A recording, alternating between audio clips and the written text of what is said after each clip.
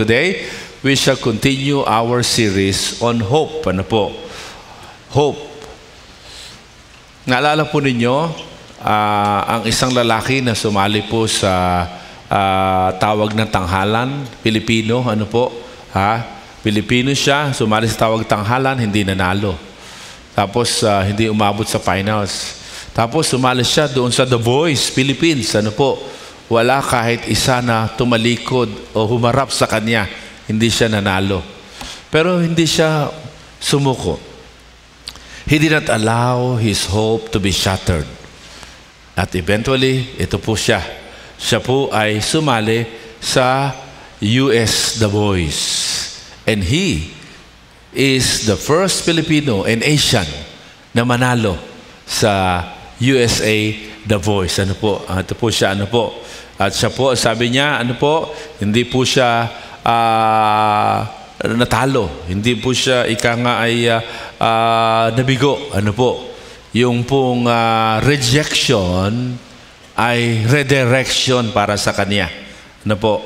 At nakita po natin ang buhay ng lalaking ito, ano po, ay magandang halimbawa po sa atin lahat sa mensahe natin po ngayong araw na ito. Siya po ay si Sopronio. Ano po? Sopronium, at siya po ang ebidensya sa atin na ang pag-asa natin, pag hindi natin pababayaang patayin at mawala, iyahatid tayo sa mas magandang buhay. Can I hear another amen?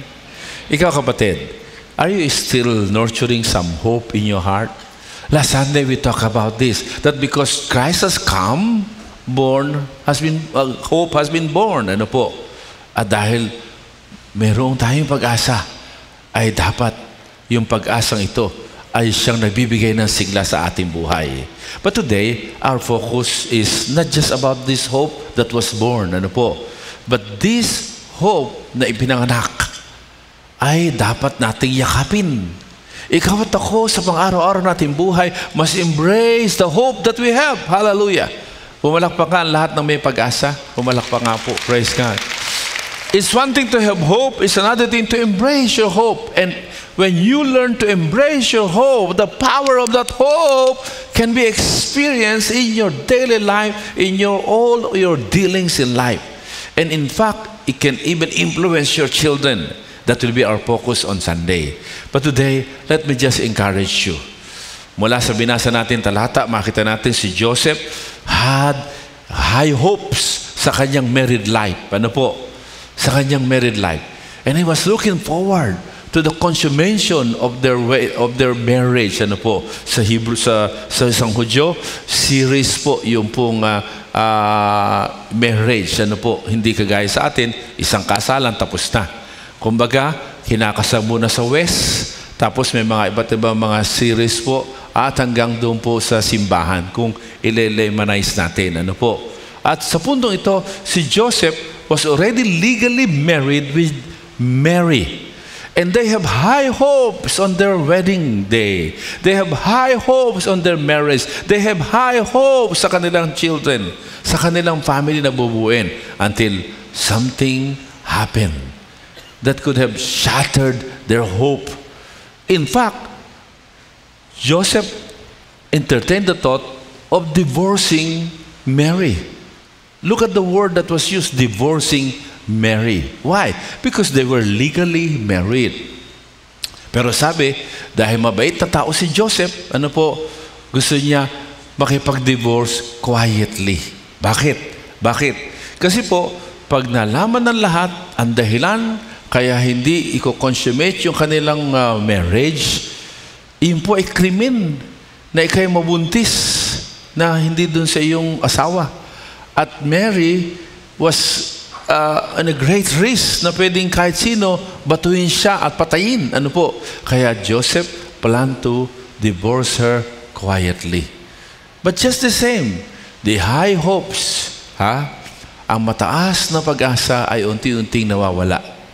Ang mataas na pag-asa ay unti-unting namamatay. Pero mabuti, sa kabila noon, naroon pa rin ang kabutihan ng puso ni Joseph. He wanted to divorce Mary quietly. Alam niyo mga kapatid, mga minamahal, sa mga pagsubok ng buhay, lalabas ang ugali natin. Sa panahong ito, that their hopes was being shattered, naroon pa rin yung kindness ni Joseph. Pero what I would like you to see, ladies and gentlemen, is the fact that they continued and they continued to pursue their hope. Ano po? In fact, sila ay naging mag-asawa at sila ay nagkaroon ng mga anak after na ipanganak ni Mary si Jesus Christ. Ano po? Sapagkat si Jesus ay Diyos na nagkatawang tao, si Mary ay nanay ni Jesus as a human being but never as God. Kaya si Mary, iniregard natin, patuloy natin sinasabi, sapagkat siya po ang isang halimbawa ng masunuring alagad ng Diyos. Ano po? Sinunod niya kahit ang hirap ng pinagawa sa kanya noong unang Pasko. But what I'm saying, sila'y nagpatuloy sa kanilang pangarap. They did not allow their hopes to be shattered. Hallelujah. Ikaw, kaibigan, meron ba mga nangwawasak, dumudurog ng iyong pag-asa sa buhay? Well, this message is for you. The answer is simple. Embrace. Sigaw nyo nga, embrace. Lakasan po natin, embrace. Because you cannot pursue your hope if you do not embrace it. Ano po? And Joseph embraced the hope that he had for his marriage, for his dream family, for his dream love life. Ano po? Love story with Mary. Ikaw at ako, kaibigan. Marahil tayo ay estudyante, tayo ay nanay-tatay na, tayo ay negosyante, tayo professional, ano po. Kahit maliit na bata, puno ng pag-asa, ano po. In fact, sabi ng Panginoon, tularan niyo ang maliliit na bata. And if you do a study on that, one of the things that God would like us to mimic about children ay sila po lagi, balang araw, balang araw, balang araw. Ang pag-asa ng mga bata ay napakataas. At gusto ng Panginoon na ang kanyang mga anak ay laging mataas at buhay ang pag-asa. Pumalakpakan ang lahat ng mataas at buhay ang pag-asa. Praise the Lord. Hallelujah. Yan na ba ang malakas na palakpak ninyo? Glory to God. Amen. Mga kapatid, pagka po niyakap natin ang ating pag-asa, like in the case of Joseph, what are the things that can happen to us? Look at the first statement sa ating pong passage po ngayong umaga. Let us look at that. Ano po? Sabi diyan, after Herod died. That is pregnant with meaning. After Herod died. Why? Who is Herod? Well, si Herodes po ang isa sa mga nagwawasak ng pangarap ni Joseph at ni Mary. Of course, ang unang nagiging hadlang para sa kanyang pag-asa, ano po, ng magandang marriage, ay yung binigay na tungkulin ng Panginoon sa kanila na si Mary ay magiging nanay ng Panginoong Hesukristo. Wala pa siyang sexual experience pero nabuntis siya. At walang maniniwala sa kanila. At ito'y masamang balita at ikasisira ng kanilang pangalan. Ano po? At si Joseph, inutusan ng Panginoon na ituloy yung kanilang marriage. So yun ang una. Ano po? Na itutuloy ka ba o hindi? Pero ang mas matindi pong hadlang ay yung pong si Herodes na ayaw niya na may aagaw ng kanyang trono. Kaya nagkaroon siya ng scheming, nagkaroon siya ng matindi at maitim na balak na patayin ang babying hari na wala iba kundi si Jesus. Siya po ay matindi pong hadlang. Pero mga kapatid, listen to me. Ang matindi at nakakatakot na hadlang sa isang magandang pangarap ni Joseph at ni Mary ay tinanggal ng Panginoon. Hallelujah. And so that's my first point for all of you today. If you embrace your hope in God, God can easily remove even our most dreadful fears in life. Yung pinaka-nakatatakot nating pangamba sa buhay, kayang tanggalin ng Panginoon. Mga kapatid, mga minamahal, yung pong nag-facilitate dito kanina, si Pastora Teacher TP, nasaan ho ba? Andiyan pa ho ba? O tatakbo na sa kanyang ministry yata ngayon, ano po. Pero si Sister TP kanina nag-facilitate at ngayon, ayan po siya, ano po. Siya po, after giving her life, ano po, at nagtrabaho sa school, ano po, siya po ay nagkaroon ng kasipayuan sapagkat wala man lang siya nakuha kahit ano sa school. Ano po. At sabi niya, ano na ang aking buhay? Matanda na ako. Pero hindi binabayaan ni Tipi na ang kanyang pag-asa ay mamatay. Ano po? At sila ni Sister Tess ay patuloy na nag-pray and Tess continued to encourage her. Ano po? And she started her own tutorial center sa kanilang maliit na bahay. Ano po? Ngayon po, praise God, yung kanyang maliit na tutorial center ay lumaki na po. At ngayon, yung kanilang mga parents doon sa village are really promoting yung kanya pong pinasimula na maliit. Ano po? And sabi nga po ng aking asawa, talagang iba ang nagagawa pagka ang pag-asa mo ay hindi mo mababayaang agawin ng sinuman. And they continue to encourage each other. Kaya ngayon, praise God, doon sa boundary ng San Jose del Monte at saka dyan sa Marilao, ano po, ay naroon yung kanya pong maliit na school. Ano po. At ito po Grace, ano yan? Grace Child Learning Center. Palapahan niya natin ang Panginoon sa buhay po ni Teacher Tipi. At sila po, kasama sila Pastor Billy at saka sila Pastora RC, magkakaroon din ng simbang gabi diyan sa Walter Mart simula tomorrow night. Ano po? And thank God that ang Walter Mart Management ay inopen nila ang kanilang event center for Hope of Glory Santa Maria. No, let's pray for that. So, meron tayo doon, meron tayo CTFP, at meron din tayo sa atin pong Caloocan Center. Mga kapatid, what am I saying? There will always be instruments of the enemy to take away your hope, to shatter your hope. Ano po? Pero, pag niyakap mo yan, ang Diyos ang siya magtatanggal ng mga hadlang at pumapatay sa iyong pag-asa. Yan ba ay kabiguan? Yan ba ay pagkakamali? Yan ba ay mga taong nagdi-discourage sa paligid mo? Yan ba ay yung sarili mong condemnation? Kaya one of the best weapon of the enemy is condemnation. Kaya ang sabi ng Panginoon through Apostle Paul sa Romans 8:1, there is no more condemnation for those who are in Christ Jesus. Because if you keep on condemning yourself, if you keep on condemning yung mahal mo sa buhay na nagkamali, yun ay papatay sa pag-asa. Kaya sabi yan, there is now no condemnation for those who are in Christ. Sino na kay Kristo na? Sabi ko nga na malakas na amen? Stop condemning yourself. And if you cannot stop people from condemning you, it's okay. You have no control over them. But you have control over yourself. Do not condemn yourself. Embrace your hope. Ano man ang kapalpakan na gawa mo, ano man ang pagkakamali mo, patuloy kang tumayo at yakapin mo ang pag-asang taglay mo. Ayan po ang nangyari kay Joseph. Ano po? Si Joseph, madaling tinanggal ng Panginoon ang pinakakinatatakot niya sa buhay. Mga kapatid, mga minamahal, may the Lord speak to our hearts. It's one thing to have hope. It's another thing to embrace your hope. Pagka ang pag-asa ang namatay, mawawalan ka na ng sigla. Alam po ninyo, ang mga Kristiyano po, noong panahon na pinapatay ang mga alagad, ay lalong dumadami. Kasi yung kanilang mga sakripisyo, ang bumubuhay sa kanilang pag-asa. Thank you very much. At nung si Apostle John the Beloved na lamang po, naisip ng authorities na dumadami ang mga tagasunod ni Kristo habang pinapatay ang mga apostoles. Kaya hindi na nila binalak patayin si John the Beloved. Pinadala na lang siya sa Patmos, sa island ng Patmos, at ipinamalita ang balitang sira ang ulo, nasiraan ng ulo, ang nag-iisang nabubuhay na alagad ni Kristong si John the Beloved.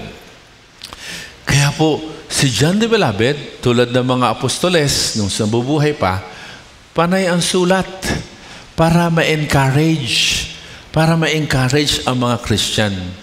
Pero lahat ng sulatin ni John the Beloved ay dumadaan po sa pagsusuri. At pag nakitang may kinalaman sa pag nakaka-encourage para mabuhay ang pag-asa ng mga followers ni Jesus, sinusunog, hindi nakakalabas sa Patmos. Hanggang isang araw, ang Panginoon ay nagpahayag kay John the Beloved at isinulat niya ang aklat ng Revelation. At sa aklat ng Revelation ay gumamit ang Panginoon ng mga salitang dragon at kung ano-anong mga salita na kung tutuusin parang nakakatawa. Ano po? Pero ang hindi naintindihan ng mga authorities, lalo na ng Romano, ay sa mga kapwa Hudyo nagkakaintindihan sila. Tulad natin mga Pilipino. Pag sinabi nating Uncle Sam, hindi yun isang tao na ang pangalan ay Sam at may pamangkin. Pag sinabi natin Uncle Sam, USA yun. Tama ho ba? Hello, USA. So ganun din po. Merong mga symbol sa Book of Revelation na kung ang bumabasa ay hindi Hudyo, iisiping ito'y gawa ng sira ang ulo. Kaya, for the first time, pinahintulutang makalabas ng Patmos ang aklat ng pahayag at pinabayaang makarating sa mga mananampalataya at inisip pa nila, itong ebidensya na sira na ang ulo ng John the Beloved. Ano po? At sira na ang ulo na nag-iisa na lamang buhay na alagad ni Kristo. Ang hindi nila alam, pag ang bumabasa isang Kristiyanong Hudyo, lumalakas ang loob at nabubuhay ang pag-asa.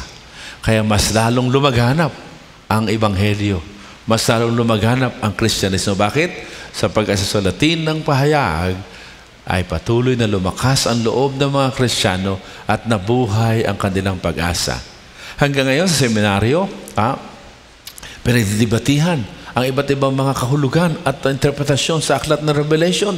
At minsan sa isang seminaryo ay may mga estudyante na iniwanan nila, gamit nila doon sa benches at sila nag-basketball. At yung janitor ay kailangang mag-overtime sapagkat inaantay na sila'y matapos. At sa sobrang inip ng janitor, nakita niya yung Bible at binasa niya lang yung Bible. At nagulat yung presidente ng mga seminarista at nakitang nagbabasa ng Bible. Natuwa siya. Ngunit na siya lumapit, nagulat siya sapagkat ang binabasa ng janitor ay Revelation. At malapit nang matapos, kaya inantay niyang matapos. At nung matapos na, ay sinara ng janitor yung Bible. At tinanong ng seminarista yung janitor, naintindihan mo ba ang binasa mo? Sabi ng janitor, opo. Aba, nagulat siya. Sapagkat sila mga seminarista, hirap na hirap unawain ang aklat ng Revelation. Sila nakabasa ng Revelation. Di ba? Parang ang hirap intindihin. Ano po? Pero yung janitor naintindihan. Kaya lalo na curious yung seminarista. At sabi niya, ano ang natutunan mo sa pagbasa mo ng Revelation? Alam niyo, sabi ng janitor, sabi niya, sa bandang huli, panalo si Jesus. Hello? At the end of it all, Jesus has won the battle. Palapakan niya natin ang Panginoon. And that's exactly what happened to the believers. Ano po?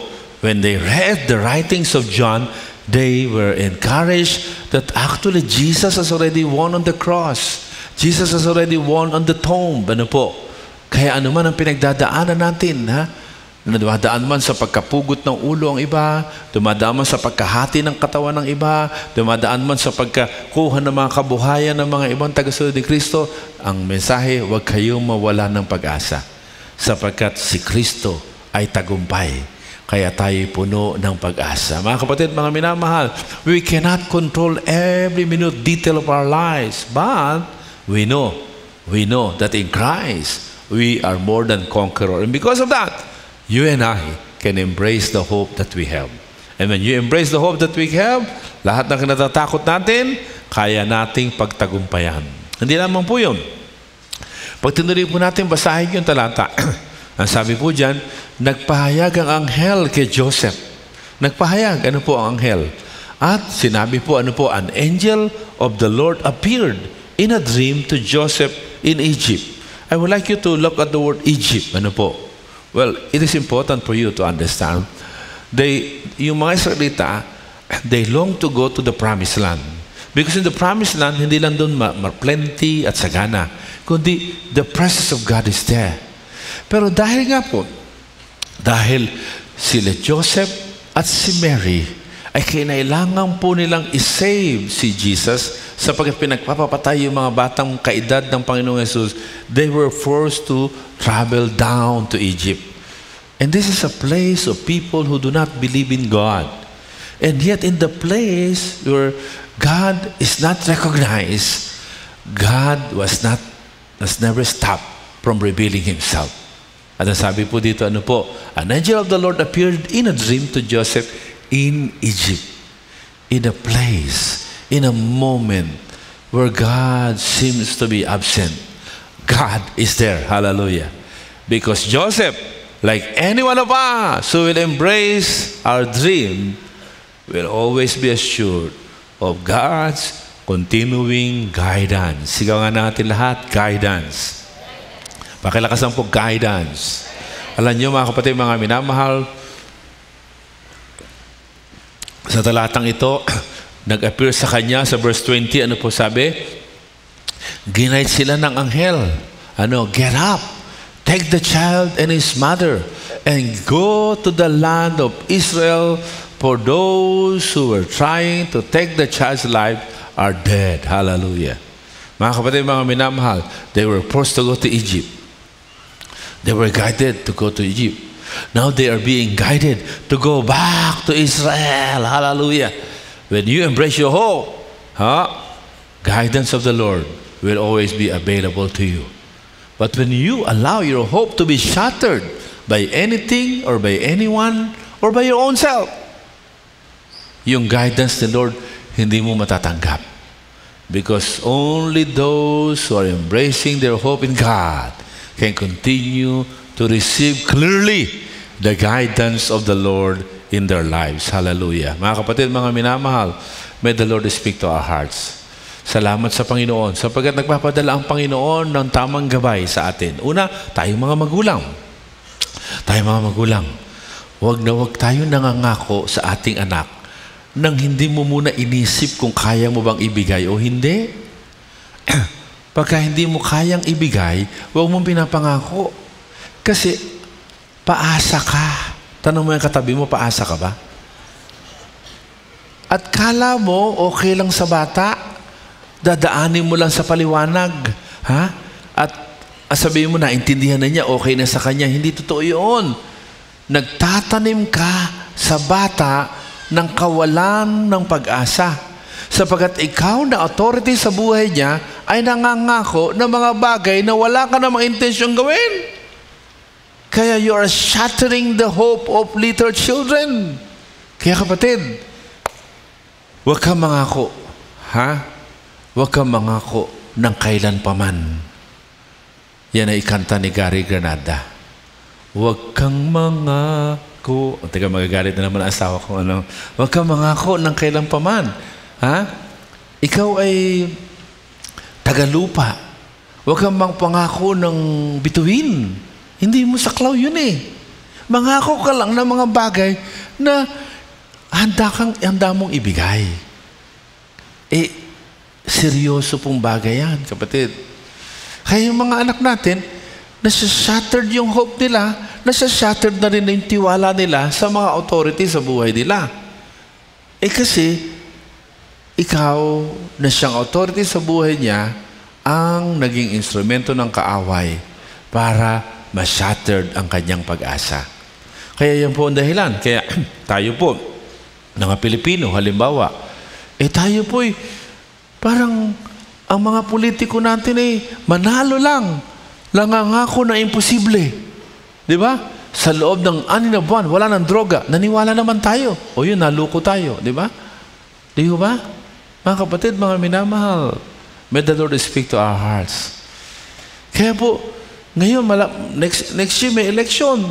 Tingnan natin, yung mga pinangako ng mga nakaupo ngayon, kanila bang nagagawa o hindi? Huwag tayo magpadala sa drama ng away ng pamilya Duterte at ng pamilya Marcos. Nung araw, pamilya Aquino at saka pamilya Marcos. Huwag tayo magpadala sa drama ng mga pamilyang yan. Ang issue ay meron bang mabuting paggugobyerno sa bansang Pilipinas o hindi? Mga kapatid, mga minamahal, may the Lord speak to our hearts. Ano po? Importante. na tayong mga Pilipino, bilang itinalaga ng Diyos sa demokratikong bansa na pinakamataas na authority, at gumawa tayo ng konstitusyon para yung mga opisyal natin susundin yung konstitusyon, para pag hindi nila sinusunod ang konstitusyon, atin silang papanagutin, atin silang pagpaliwanagin, atin silang hindi na iboto. Hallelujah. Nandiyan ba kayo? Can you hear louder amen? Whenever I go abroad, either in US or in Japan or anywhere else, I always encourage our OFW na kayo, naranasan ninyo kako ang good governance. Diba?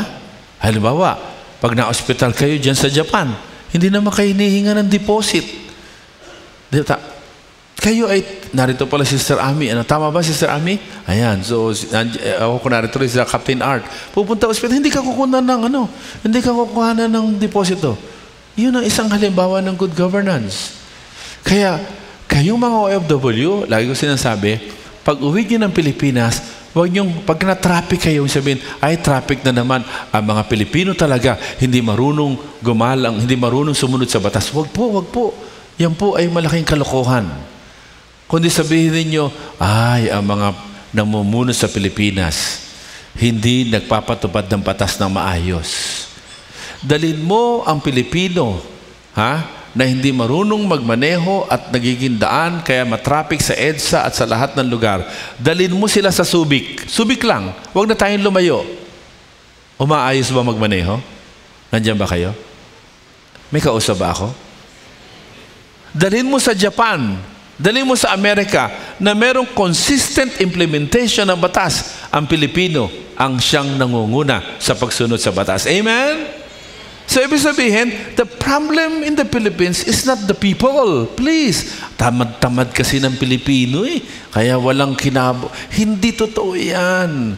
Pumunta kayo sa palengke, madaling araw, naroon na yung mga kababayan natin. Nagtitinda ng kung ano-ano maliliit na bagay.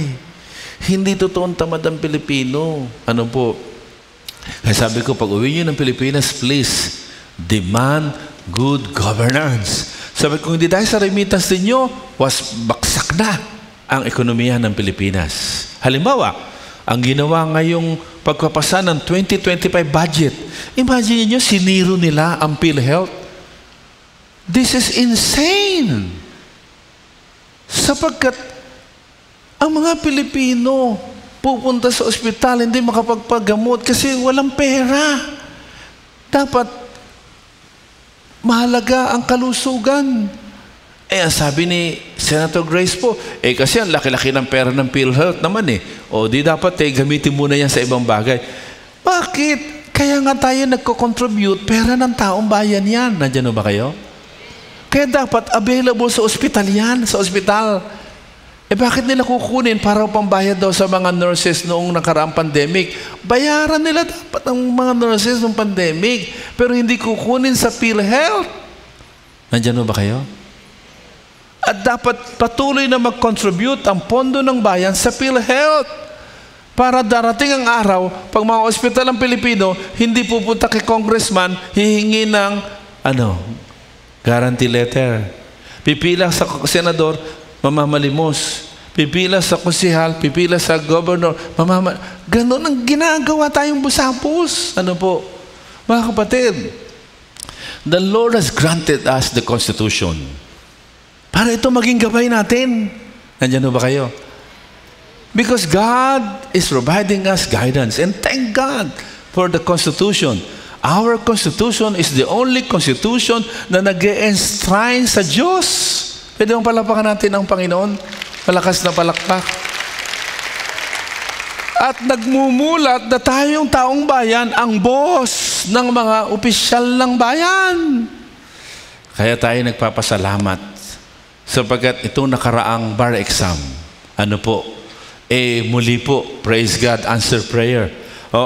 90+%, ang Bulacan State University ay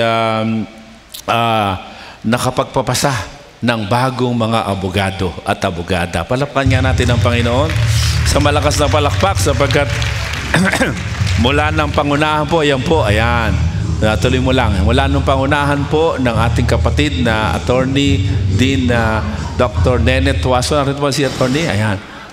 Palapakan po natin ng Panginoon sa buhay. Din, pwede bang linggan ka namin tumayo? Praise God. Ayan, palapakan natin ng Panginoon. Sa malakas na palakpak, ayan po, bonfire. Sige, tuloy mo lang. Sa bandang huli niyan, kami ninda Dr. Nenet. Ayan. Anyway, you can see this in my Facebook. Ano po? Alam nyo, mga kapatid, hopefully, if she is available next Sunday, we will ask her to give a longer testimony on God's faithfulness. Bakit? Sapagkat marami po sa estudyante ni Attorney Nenet po ay nagpapatotoo, ano po, na hindi lamang po pangarap niya na magkaroon ng mga mahuhusay na abogado at abogada na manggagaling sa Bulacan State University. Kung hindi, wala hong apology. Ang sinasabi niya lagi, ang gusto ko ay mga abogadong hindi lang matalino at mahusay, kung hindi merong Christian values na mga abogado at abogada. Palapakan nga ho natin ang Panginoon. Kaya ginagamit siya ng Panginoon doon upang magkaroon ng bukas na pintuan para sa Ebanghelyo. At meron din tayo po itong Kalakbay Center. Ano po? Si Pastor TJ, sa po ng ating mga catalyst worker are there, ano po, at it is our desire to continue to guide, ano po, to guide our people, ano po, our fellow Filipino. And thank God, when you embrace your hope, ano po, you will be guided by the Lord. God will use people to guide you. At tayo po, ano po, sa ating pagpili ng iboboto, importante, ano po, nabalikan po natin yung po mga pangako ng mga kandidato. Ano po? Huwag yun dahil sa ayuda. Pag may ayuda, tanggapin nyo. Pera ng taong bayan yan eh. Pero hindi dahil binigyan ka ng ayuda, mangungutangan loob ka doon sa nagbigay. Sapagkat pera ng bayan yun. Ano po? Halimbawa, sa konstitusyon, sinasabi po na ang edukasyon ay dapat mataas ang isa sa pinakamataas na bahagi ng budget. Pero kinaltasan pa nila ang edukasyon. Ano po? Kinuhanan na nga ng milyong pera noong nakaraang sekretary. Ano po? At ngayon hindi maipaliwanag ng dating secretary na Vice President Sara Duterte na yung iba't ibang inventong pangalan na pagbigyan ng mga pera. Ano po? Mga kapatid, mga minamahal, may the Lord give us guidance. Ano po? Our hope is not in any politician. Our hope is in the hope of Christmas, and His name is Jesus Christ. Can you hear other amen? Mas malakas na palakpak ako sa Panginoon. Let us never be a blind follower of any politician. It is the Lord who raises leader, at siya rin ang nagbababa ng leader. At itong mga awayan na ito, ano po, ay huwag nating ikalungkot ito. At ito'y ginagamit at sagot ng Panginoon sa ating dalangin na ma-expose ang mga kabulastugan sa gobyerno. At na-expose na nga, ano po, hindi lamang on the side of the Dutertes, but even in the side of other politicians, even the Marcoses, ano po. And let it be na ang katuwiran ang siyang patuloy na rumagasa sa bansang Pilipinas. But what am I saying? Ang mga taong yumayakap sa pag-asa ay hindi iniiwanan ng gabay ng Panginoon. Kaya tayo po mga Pilipino, kahit sumubrang lobo na ng utang ng Pilipino, ano po, dahil sa mapangit at masagwang pamamahala, hindi tayo nawawalan ng pag-asa. Sapagkat gagabayan tayo ng Panginoon. At sa darating na halalan, hindi sa iboboto ninyo ako. Sa darating na halalan, aayusin mo na ang pagboto mo. Nandiyan ho ba kayo? Nandiyan ho ba kayo? Yung mga magkakamag-anak sa Senado, para nyo ng awa. Huwag na kayong magboto ng magkamag-anak sa Senado. Vice Governor na, Vice Governor pa. Mayor na, Vice Mayor pa. Huwag na po. Ano po? Nandiyan ho ba kayo? At tingnan po natin yung kanilang mga naging posisyon. Sino ang mga bumoto kaya ang pogo ay lumaganap sa bansang Pilipinas? I-research nyo naman. At huwag nyo nang iboto yung mga bumoto sa pogo. Ano po? Yung mga gumawa ng mga batas na nakakapaniil sa atin, huwag natin iboto. Ano po? And let us study even the new candidates. Ibig sabihin, mga kapatid, let us ask God to guide us sa pagpili ng ating mga pinuno. But at the end of the day, no matter what happens, the Lord is seated on His throne. Siya pa rin ang pag-asa ng bansang Pilipinas. Kasi sa Kanya tayo lalapit. Ano po? At gagamitin natin ang mga instrumento niya para kay Joseph at kay Mary, yung anghel. Ikaw at ako. Bukod sa anghel ng Panginoon, ang salita ng Panginoon, ang ating gabay. Ano mga prinsipyo ng Biblia? Huwag nating kalimutan. Huwag nating kalimutan. Pangatlo at panghuli, nung bumalik na si Joseph at saka si Mary sa Israel, nalaman niya na ang pumalit kay Herodes ay anak ni Herodes. And practical wisdom dictates na ito ay danger zone pa rin. Danger zone pa rin. Kaya, ginamit niya yung kanyang wisdom, yung kanyang discernment. At habang ginagamit niya yung discernment niya, patuloy na ang gabay ng Panginoon ay sumakanya at ginabayan sila ng anghel ng Panginoon at napunta sila sa Nazareth without knowing that Joseph was fulfilling a prophecy from the Bible na si Kristo ay lalaking isang Nazareno, meaning galing sa Nazareth. Yan ang ibig sabihin, mga kapatid, mga minamahal. As we embrace our hope, patuloy kang papatalinuhin ng Panginoon.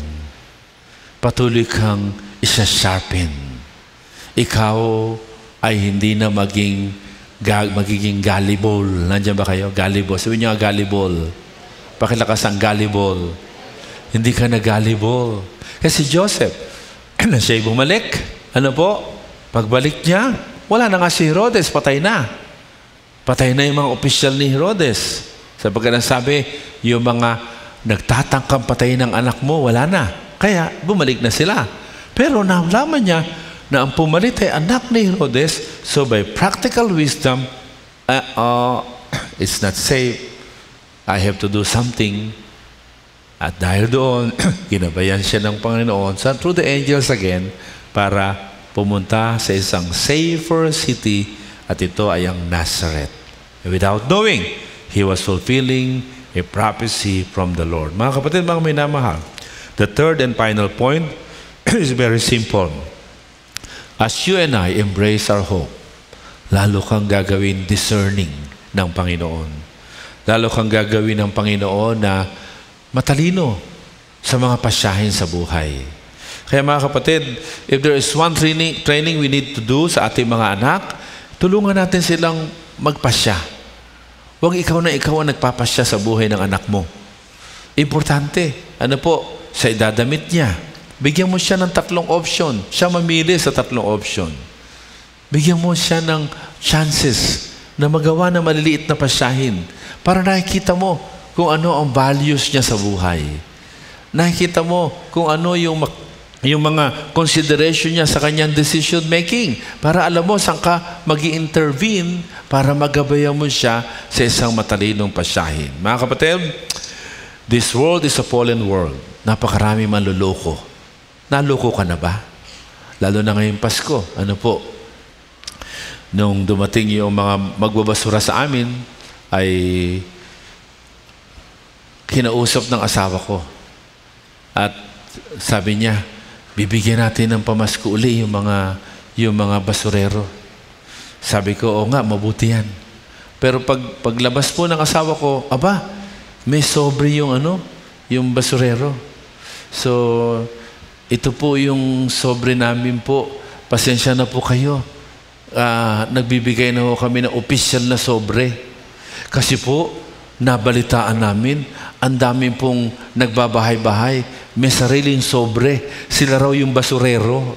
Sabi ng asawa ko, oo nga, may 2 na nagpunta rito. At sabi namin, ang aga naman. Hindi pala kayo yun. Kaya ngayon, meron na silang opisyal na sobre para pakita na sila yung totoong basurero sa aming barangay. Kaya wag kami magbibigay sa nagkukunwaring basurero. At kami hindi maloko. Sa iyo ba, kapatid? May nagkukunwaring basurero na ba? Meron na ba nanluloko, di ba? Marami pong gano'n, di ba? Marami manluloko. Ano po? Yung isa kong kaibigang government official, gusto niya talagang maglingkod. Ano po? Pero minsan sabi niya, nalulungkot ako. Meron lumalapit sa amin, regular. Lahat na yata ng kamag-anak, pinatay niya para makahingi lang. Na-ospital yung nanay ko, na-ospital yung tatay ko, namatay yung pinsan ko, lahat na niya namatay para lamang makapanloko. Alam niyo, kapatid, hindi natin maiaalis yan sapagkat ang mundo'y pasama ng pasama. Ano po? Pero hindi lang yung mga nanluloko sa pang-araw-araw nating transaksyon Yun nanluloko sa politika. Sobra na ano po? Sobra. Sobra ng katalamakan sa ating pamahalaan. At hindi ho totoo na dahil bulok ang sistema, lumayo na lang tayo. Hindi. Dapat makilahok tayo. We must speak out.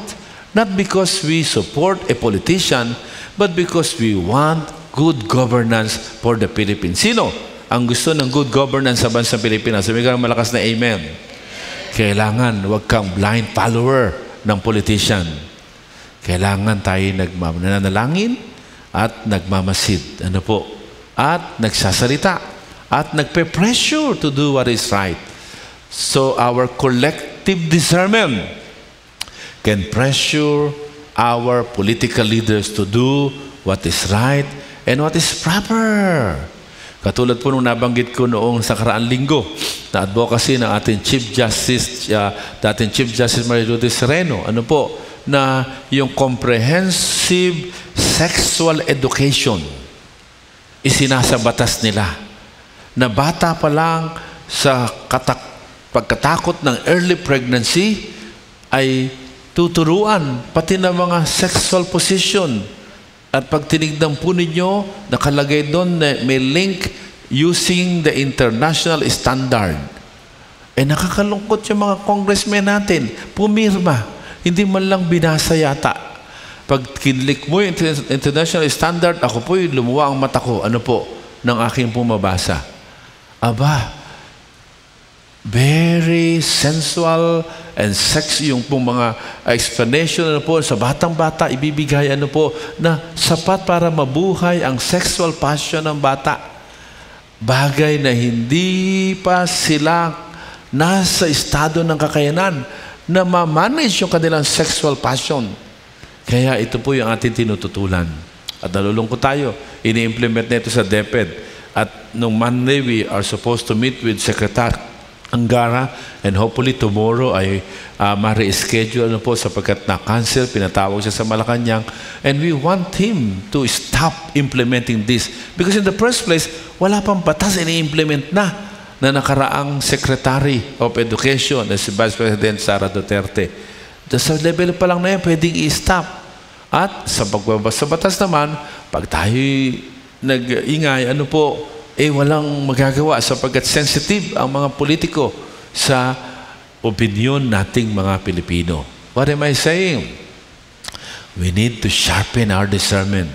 And the reason why our discernment is very poor, dahil ginibab na natin ang pag-asa natin sa buhay. Ginibab na natin ang pag-asa natin na aangat ang bansa. Hindi dahil sa isang politiko na siyang savior. No. Kundi dahil sa mga Pilipino na malay, mulat, at nagmamahal sa bansang Pilipinas. Sino may katabi mo? Pilipino ka ba? Magmalasakit tayo sa ating bansang Pilipinas. Can you hear that? Amen? Can you hear that? Amen? Importante po ito. Ano po? Magmalasakit tayo sa ating kapwa. Ano po? Alam nyo, last week, yung asawa ko po ay excited na magluto at nagluto siya ng kare-kare. At nung pakakanin niya na, dahil ako'y may sakit po, sabi ko, bakit parang walang gulay itong kare-kare mo? Sabi niya, ang mahal-mahal ng gulay doon sa Marilao Market, tapos doon sa May Kawayan, ang mahal-mahal, kaya pasensya ka na. Kaya talagang piraso lang. Kaya nung ako'y bumuti-buti na, sabi niya, ipag-drive mo ako. Pumunta kami ng Balintawak. Balintawak, diyan sa Balintawak. Ba, namili ng gulay, daming gulay. Tapos nung kakain na uli ako ng kare-kare niya, sabi ko, ano tong kare-kare mo? Puro gulay. Sobrang natawa siya sa gulay. Sabi niya, 1/3 lang ang halaga kumpara sa may kawayan. Kaya sabi niya, sa simbang gabi, magtitinda ako ng gulay sa church para makabili ang mga member ng 1/3 na halaga ng gulay. Gusto niyo ba yon? Nakasimbang gabi ka na, nakapamili ka pa ng gulay na 1/3 lang ang presyo at cost. Baka gusto niyo yata libre eh. Sobra naman yun. sobra naman. Kundi importante ay yung pong maging, ibig sabihin, what am I saying?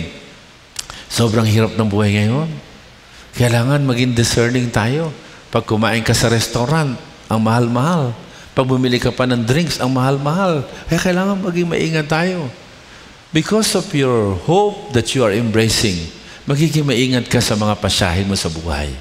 And that will lead you to God's best plan. Like Joseph, because of his discernment, he was led to God's best plan.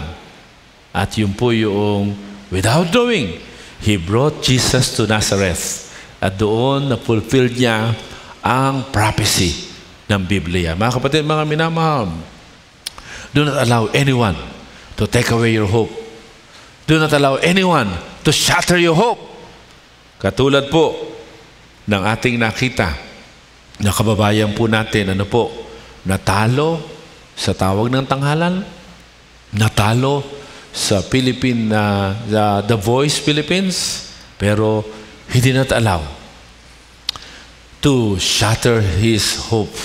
Kaya in God's best timing, ngayon, he is the first Filipino and the first Asian to have won US The Voice. At yan po yung nangyayari. Basta ikaw, susundin mo ang Hebrew, and this is my closing, chapter 10, verse 23. Hebrew 10:23. And this is where I would like us to end. Pakibasa nga ho. Malakas. Want to ready read.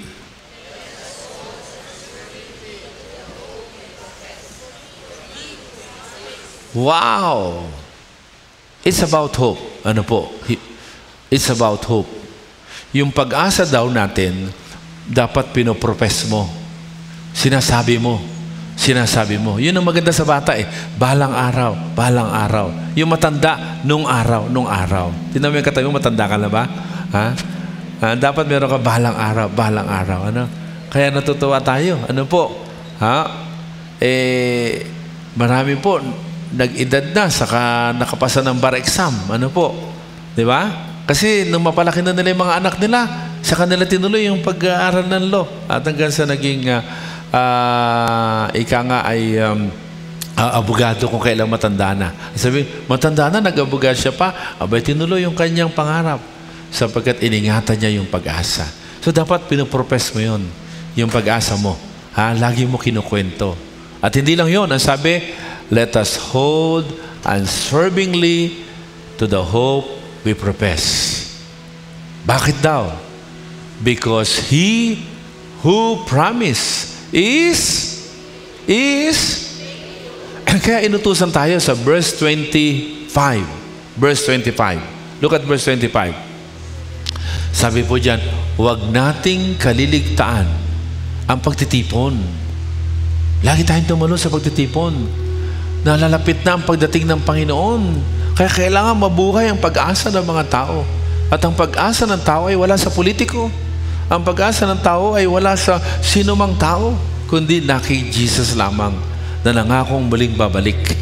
At sa Biblia ay maraming mga pangako na pwede nating basahin at pwede nating yakapin yung mga pangako na yun. At pwede nating pag-usapan pag tayo nagkikita-kita. At sabi niya, not giving up, meeting together. At ngayon, we thank God. We have nightly chance to meet together. Hallelujah. Sa Caloocan, sa simbang gabi-gabi, mula bukas, sa CTFE, meron tayong Paskuhan sa CTFE, may mga kain-kainan doon, at meron ding gulayan. Panalangin ninyo ako kargador. Akong kargador. ako maging kargador nito. Ano? In fact, kanina gusto na sabi sa akin, mamayang gabi. Sabi ko, huwag na mamayang gabi. Lunes ng gabi pa yun, ilanta na yun. Lunes na lang after broadcast ko, saka tayo mamalingki. At of course, Walter Mart. Anong oras tayo sa Walter Mart? 7 o'clock. Ano po? Doon po sa event center. We have chance to meet together. We will go there with our friends. We will worship the Lord. At we will have small group together after para magpalakasan. At patuloy natin buhayin ang pag-asa ng isa't isa. Look at verse 24. Balikan mo yung verse 24. Ang sabi niya, let us consider how we may spur one another on. Put to blame. Ano po? Toward love and good deeds. At ano yung isa pang bagay na kailangan natin buhayin? Verse 23. Ano po? Yung pag-asa. Profess the hope. Hold unswervingly. Meron bang pumapatay ng pag-asa mo? Nangihina ka ba? Sabi natin sa ating tema sa taong 2024, stronger for mission. If you want God to strengthen your hope, I would like you to bow down your head and let us pray. Father in heaven, I thank you for your word, Lord God.